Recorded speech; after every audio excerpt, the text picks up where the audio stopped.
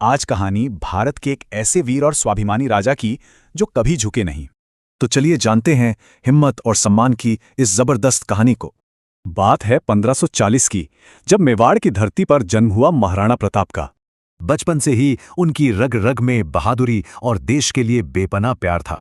उस दौर में मुगल सम्राट अकबर अपना साम्राज्य पूरे भारत में फैला रहा था।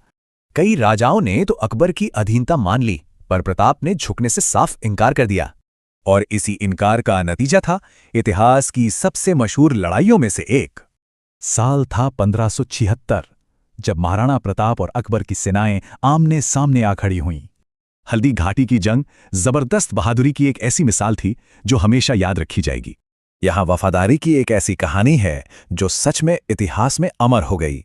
युद्ध तो खत्म हुआ, पर प्रताप का संघर्ष नहीं। असली लड़ाई तो अब शुरू होनी थी।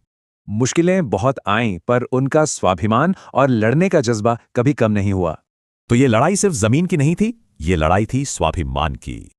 और इसी संघर्ष ने उनकी जबरदस्त वापसी की नींव रखी। चलिए देखते हैं कैसे। धीरे धीरे प्रताप की मेहनत रंग लाई और उन्होंने अपने किले फिर से जीतना शुरू कर दिया।